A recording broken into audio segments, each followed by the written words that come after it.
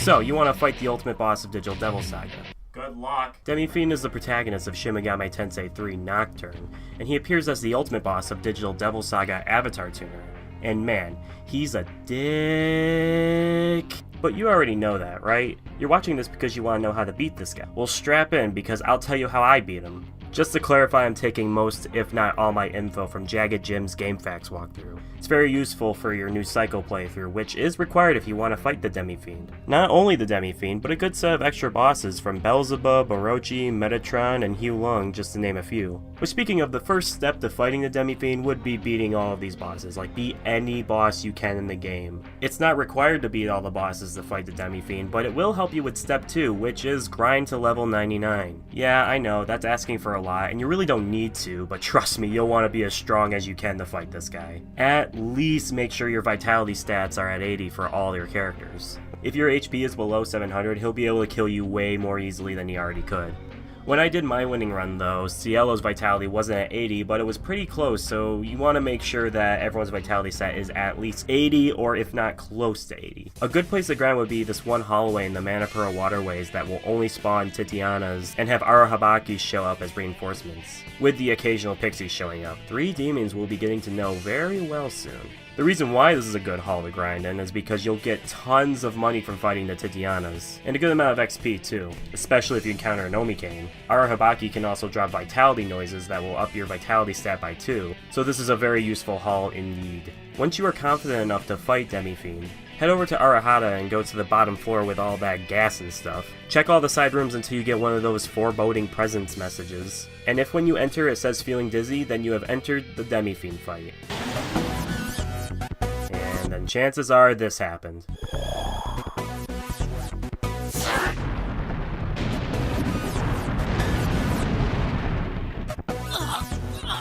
Yup, that's one of the reasons why this fight is so difficult. Gaea Rage, the strongest move in the game. It does more damage than you have HP. How do you survive it? You don't. It's unsurvivable if he opens up the battle with it. The reason why he opens up the battle with it is because of the first of many rules about this fight. If you have any, and I mean any, of the null, drain, or repel attacks, he will use Gaea Rage, which makes any void moves useless since the second you put up one of those shields, he will use Gaea Rage. There are 2 exceptions to this rule, null critical and null sleep. They are both very important to this fight. Null critical since Demi-Fiend will crit you so goddamn often if you don't have it. Even with it, he crits like a dickhead, and that will give him an additional action to his already 4 actions he has to start at the top of his turn. So null critical at least gives Demi-Fiend slightly less of an edge when it comes to critting you. Null sleep doesn't actually nullify sleep, but it will make it possible for you to dodge while asleep. Although allowing you to dodge is an understatement. You will dodge everything when you are asleep. This is important for later in the fight. Next, I'm going to talk about Demi-Fiend's friends. You didn't think he'd be alone, did you? I'm sure he would still win if he was, but his friends complicate things a little bit more. Demi-Fiend will always have 2 demons out with him, and he has a total of 6 demons that he summons throughout the fight. If you kill one, he'll summon another. And no, before you assume you can get rid of all of them, once he loses the 6th demon, he will summon the first one again, and the cycle repeats. There is an order to his demons, however.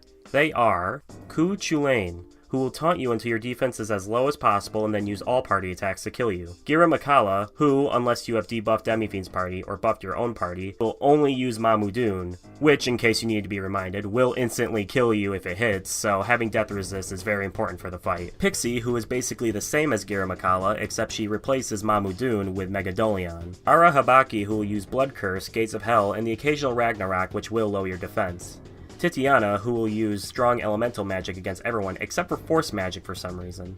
She will use fire magic though, so having fire resist on Surf is also very important to keep him alive. And Parvati, who will buff her party and use Mahamon sometimes. As if that wasn't enough, every single one of them has Dekaja, Dekunda, Rekarmdra, and I'm pretty sure they all have Madirahan too. If you lower their stats or buff your own stats, they will use Dekaja and Dekunda. That will waste one of their turns, so it's not a bad thing to do. And in order to win, we will exploit that using what is called the Red Star strategy. I'll talk more about that later. Let's not forget Demi-Fiend. All of his moves that aren't Gaea Rage are all-party attacks that hit multiple times and can give ailments, which can screw up an entire match since he could start off by muting everyone, and since I only have magical attacks and no dismutes, I can't do anything and I have to restart the match for the 50th goddamn. Make sure you go in with any ailment-reducing items just in case. Other than that, we want to have Fizz resist so he does a little bit less damage to you. So here's how I have my party set up. On Surf I have Celestial Ray, Last Word, Salvation, Fizz resist, Fire resist, Death resist, Null critical, and Null sleep. On Argilla I have Celestial Ray, Sukukaja, Deikaja, Salvation, Fizz resist, Death resist, Null critical, and Null sleep. On Cielo I have Debilitate, Rekarmdra, Dekunda, Salvation, Fizz resist, Death resist, Null critical, and Null sleep. Now that we have all that set up, we got one last thing to talk about before we actually fight Demi-Fiend, and that is more bullshit, honestly. See, each demon has Rekarmdra, and the only time they will use it is after 30 turns they use not doing Deikaja or Dekunda. Rekarmdra will sacrifice themselves to fully heal Demi-Fiend's party's HP and MP. And that sucks, and it also leads into the last thing of note for the fight. See, when Demi-Fiend summons his third demon, Pixie, he will use goddamn Gaea Rage again. I'm not kidding, and it will totally kill you instantly. But this is where no sleep comes in. See, when Demi-Fiend summons Pixie, her first move will always be Dormina, which will attempt to put everyone to sleep. Chances are it won't, but if by chance it does, that means you'll be able to dodge everything, meaning that you'll be able to avoid Gaea Rage with no damage, as well as every attack until you wake up. Now, that is considered the best way to avoid Gaea Rage, as hopeless as that sounds. But I might have another way to avoid it. Maybe this is already a strategy people use, I don't know, but here's how I actually ended up avoiding Gaea Rage on my winning match. Have one of your unused party members equip Close Call, a move that makes it so the user can survive any one attack that would normally kill them and give them 1 HP and set them to human form. If when Pixie comes out she doesn't put anyone to sleep, switch someone out with them, preferably someone with either full HP or can survive a normal set of Demi-Fiend's attacks. And somehow preoccupy the other demon with a Deikaja or Dekunda, or just kill him if you can. And then when he uses Gaea Rage, the one party member should survive, and as long as he can survive until the next player turn, you can simply switch back the initial party member, and as long as they survive the next coming onslaught of attacks, they can revive everyone else and can keep the fight going. Now, with all of that finally said, let's actually beat this guy. The previously mentioned Red Star strategy, which is named after the GameFAQs user who came up with it, is how we're going to win this fight. Pixie, compared to the rest of Demi-Fiend's party, has a low amount of MP, so what we want to do is drain her MP and force her to use the same move over and over again. So do the fight as normal up until you survive the first and only Gaea Rage you'll have to survive. Once Pixie and Arahabaki are on the field and your party has max HP, it's time to implement the strategy. It's important to not do any damage to Pixie and Arahabaki, by the way. You'll want to make sure that they stay alive for the rest of the match. Every turn, and I mean every turn, have Argilla use Sukukaja. This will cause Arahabaki to use Deikaja every turn. You'll want to have Cielo use Debilitate almost every turn. It wouldn't hurt to let Pixie use Megadolion a few times just to speed things up since that takes more MP, but eventually if you let her use Megadolion a bunch, you'll see this.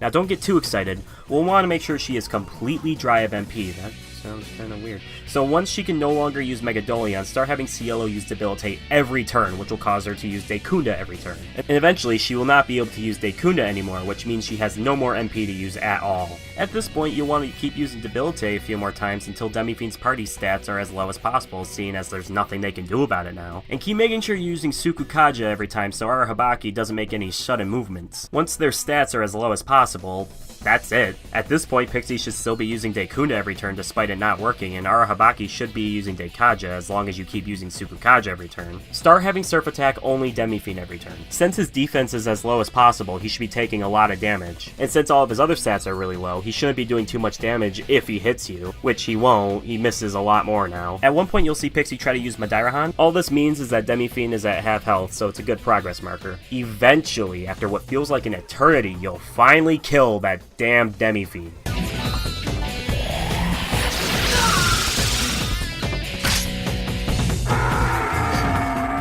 The results screen has never looked this good, I swear. After the battle, you'll get a dying message from Demi-Fiend, and that's it. Once you finish the game and save the new cycle data in Digital Devil Saga 2, you'll be able to get the Amala ring since you beat Demi-Fiend. It gives you plus 10 to all of your stat points. Pretty damn worth it if you ask me. Man, I know ultimate bosses are supposed to be this difficult, but god damn, I've never seen one actually test the mechanics of the game this far before. Imagine being the first one to discover this. How are you supposed to figure any of this stuff out without walkthroughs and stuff? Like, Jesus Christ. Whoever it was that found this fight and beat it without any internet advice is probably a legendary hero that has saved the universe from the apocalypse 28 times in the last 3 years and has still gone unthanked for his heroic deeds. And to you, sir, I salute you. What the fuck am I on about? I just spent weeks playing a game so I could fight a stupidly hard boss so I can make a video about it. Oh, by the way, the final boss is gonna take you like 5 minutes now. She was easy before, but now it's like cutting butter with a hot knife. It's like chopping wood in half with a newly sharpened axe. It's like punting an infant child across the street with baseball cleats. I'm gonna stop now.